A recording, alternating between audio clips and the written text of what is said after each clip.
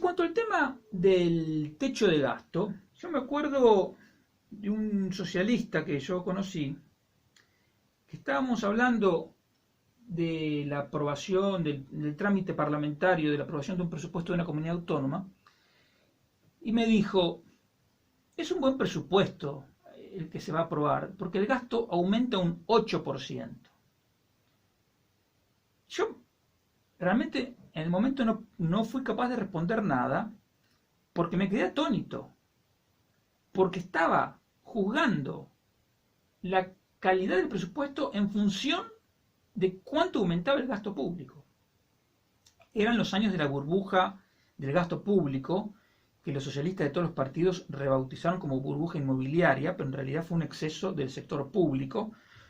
Lo que pasa es que los socialistas de todos los partidos la empezaron a llamar inmobiliaria para tratar de diluir su responsabilidad en el desastre.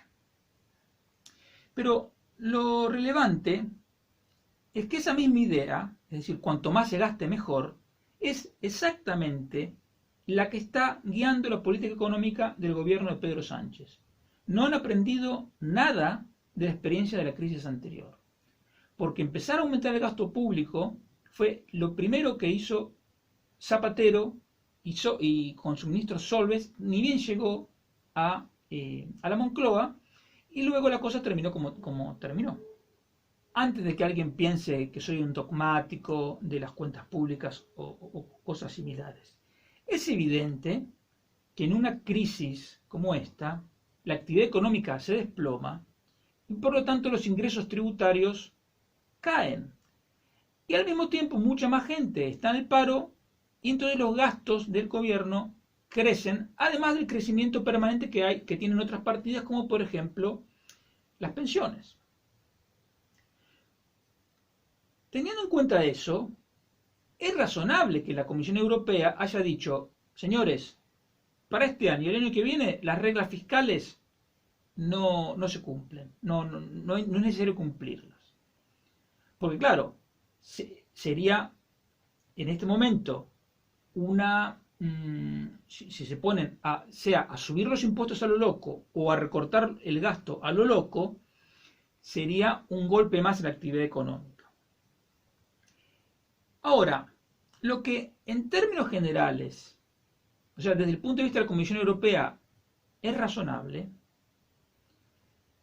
tiene un problema que es el siguiente, que la Comisión Europea está suponiendo implícitamente que en todos los países hay gobiernos sensatos que sabrán adaptar eso, digamos, esa flexibilidad, o más que flexibilidad, la suspensión de las reglas fiscales a su propia realidad. Las reglas fiscales son un límite al crecimiento del gasto, lo que se llama techo de gasto, un límite al déficit, que no sea más del 3% del PIB, y un límite a la deuda pública, que no sea más del 60% del PIB. Esas son básicamente las reglas fiscales. Los gobiernos que no lo cumplen tienen un procedimiento de déficit excesivo y entonces la Comisión Europea les obliga a tomar determinadas medidas. Bueno, todo eso ha quedado en suspenso hasta el año 2022. Pero claro, en los últimos 5 años, Alemania acumuló un superávit de más de 185.000 millones de euros. Son casi 6 puntos de su PIB. Luxemburgo tuvo un superávit equivalente, en los últimos 5 años, equivalente a 9 puntos de su PIB. Suecia, un superávit de casi 2 puntos de su PIB en los últimos 5 años. Y también tuvieron pequeños superávit en los últimos 5 años Malta, República Checa, Dinamarca, Lituania, incluso Grecia y también Holanda, tuvieron superávit fiscales en cada uno de los últimos 3 años. Otro grupo de países, Bélgica, Estonia, Irlanda, Croacia, Italia, Letonia, Hungría, Austria, Polonia, casi todos, tuvieron déficit, pero siempre dentro de las normas del Pacto de Estabilidad. Ahora, ¿cuál es la situación de España? España es el país que en los últimos 5 años acumuló el mayor déficit fiscal, equivalente a más de 20 puntos de su PIB, el peor de toda Europa. Entonces, cuando la Comisión Europea dice, vamos a suspender las reglas fiscales, una cosa es para Alemania, Luxemburgo, Suecia, que son países responsables que en una época de crecimiento acumularon ahorros, y otra cosa es, en el caso de España, que viene gastando desde hace más de 10 años más de lo que ingresa. En el caso concreto de Pedro Sánchez, tiene un único ejercicio, el único ejercicio completo fue el 2019. ¿Y qué hizo Pedro Sánchez en el 2019 respecto a las cuentas públicas? Él negoció con la Unión Europea que el déficit no fuese 1,3% del PIB, que era la meta que habían dejado acordada Rajoy y Montoro con la Comisión Europea. Les pidió no, denle un margen hasta el 2%. La Comisión Europea no quería problemas y dijo, ok, 2%. ¿Cuál fue el déficit al final? 2,8%. Entonces, no solo España es el país que acumuló más déficit en los últimos 5 años, sino que además está gobernado por una persona que en el único año que gobernó se pasó 3 montañas, como diría el ministro de Justicia, respecto al déficit. Te doy otro dato. 2020 es el 13º año consecutivo en que España paga los intereses de la deuda con más deuda. Tú imagínate una familia que gasta con la tarjeta de crédito y luego no le alcanza, su salario no le alcanza para pagar toda la cuenta de la tarjeta de crédito, entonces paga una parte y la otra parte la refinancia. Bueno, así durante 13 años. Si una familia hiciera eso, tú pensarías que está loca porque va directo al desastre. Bueno, eso es lo que está haciendo el gobierno de España desde hace 13 años. Pero hay que ser también justos. En el 2018 incluso, si no hubiera Pedro Sánchez hecho la moción de censura, España se hubiese tenido superávit primario, es decir, ya hubiese ahorrado como para pagar al menos una parte de sus intereses. Lo que pasa que a mitad del año apareció Pedro Sánchez con su banda y empezaron a gastar. Y por eso, en el 2019, ese déficit, ese resultado primario que hubiera sido perfectamente posible, pues se agrandó. Por primera vez en muchos años, digamos, durante toda la gestión de Montoro, ese déficit primario se fue reduciendo. Y estábamos a punto de lograr convertirlo en superávit. Pero vino Sánchez y otra vez lo agrandó. Y ahora se va a agrandar, vaya a saber hasta qué punto. Lo que quiero decir es que España no tiene el mismo margen para saltarse las normas fiscales que tienen países serios como Alemania, Luxemburgo, Suecia, Holanda. Hasta Grecia lo está haciendo mejor que nosotros en este terreno. Entonces, si tú eres consciente de que en lo que respecta a cuentas públicas lo que tienes es un prontuario, no tienes, digamos, un currículum, tienes un prontuario, y si tú quieres que España siga siendo capaz de refinanciar su deuda de manera voluntaria en los mercados, es decir, que haya inversores que voluntariamente decidan reinvertir su dinero en deuda española, lo que tendría que hacer el gobierno es dar señales inequívocas de que está tomando en serio el problema del déficit, que es el problema de la deuda pública, porque tú sabes que todo el déficit se traduce en mayor crecimiento de la deuda. Pero el gobierno está haciendo exactamente lo contrario a generar confianza. Este tema del techo de gasto se informó, se comunicó a los medios, además de la rueda de prensa, en una nota de prensa.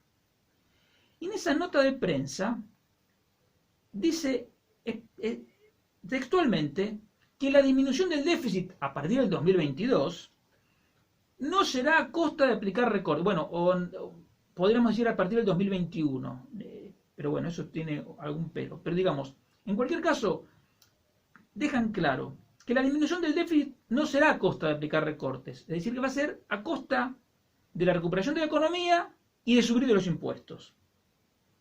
Pero lo más increíble es que presentaron la información de manera de maximizar el incremento aparente del gasto público. Porque ellos entienden tan poco de economía, los socialistas de todos los partidos, que creen que el aumento del gasto público es un motor del crecimiento, cuando en realidad es ponerle más piedras a una mochila que ya es pesada.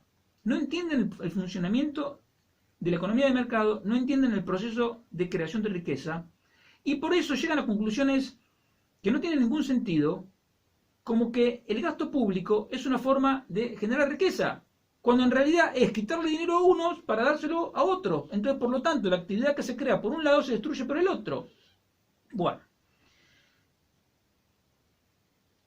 como no son tontos, digamos, ellos en cuanto a economía han leído los libros equivocados, pero saben, pero quiero decir, no son tontos y saben que tampoco te puedes pasar mucho con el déficit porque eso te genera problemas. Pero ellos creen que simplemente diciendo no, que el gobierno se compromete con la responsabilidad fiscal, que como diciendo sí, sí, el tema nos preocupa, pero creen que eso basta para tranquilizar a los inversores en deuda española. E incluso, mira lo que hacen. Dicen que en 2021 se logrará una de las mayores reducciones del déficit jamás registradas. Te lo leo textual. ¿Cómo llegan a esta conclusión? Primero, llegan a un dibujo de lo que es el déficit, de lo que sería el déficit de este año. Ellos dicen que es 11,3%, para todo el resto de la humanidad el déficit rondará el 14%, pero bueno, ellos a lo de ellos. Y luego suponen que la economía va a crecer más de un 7% el año que viene. Entonces, claro, si crece la economía, va a crecer, crece automáticamente la recaudación, y además, como te piensan subir impuestos, dicen, bueno, y el déficit el año que viene va a bajar a 7, un poquito más de 7. Entonces dice, claro, ellos restan 11,3, que es el déficit de este año según ellos, menos el dibujo que hicieron para el año que viene, 7,7, eso ya lo quisiera ver, y entonces ellos restan y dicen, se va a conseguir la mayor rebaja, una de las mayores reducciones del déficit jamás registradas. Pero encima, en la redacción, ni siquiera usan el tiempo potencial. Lo ponen como que ya está, como que es algo que se va a conseguir. La verdad es la siguiente. Aunque se cumpla este dibujo del gobierno de que el déficit del año que viene sea 7,7% del PIB, aunque se cumpliera eso, el déficit de 2021 sería al menos el quinto más grande en 80 años. Eso te lo quieren presentar como la mayor reducción, una de las mayores reducciones del déficit jamás registrado. Es increíble, nos toman por idiotas. Cuando estaba viendo estos datos, me acordé de un librito que escribió Benjamin Franklin en 1748, que se llama Consejos a un joven comerciante. Y hay un párrafo que es genial, que más o menos dice lo siguiente, dice, si tu acreedor escucha tu voz en la taberna, mañana mismo te reclamará tu deuda.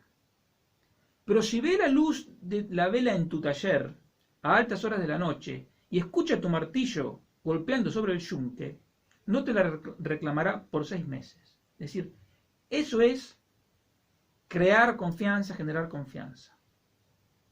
Esto es un libro y son unos párrafos que cita Max Weber en La ética protestante y el espíritu del capitalismo.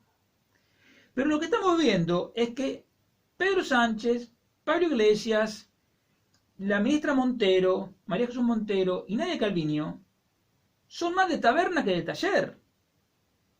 Entonces, si tenemos un gobierno que es más de taberna que de taller, y atendemos a los consejos de Benjamin Franklin escritos hace siglos, lo que va a pasar es que en algún momento los acreedores van a tomar nota.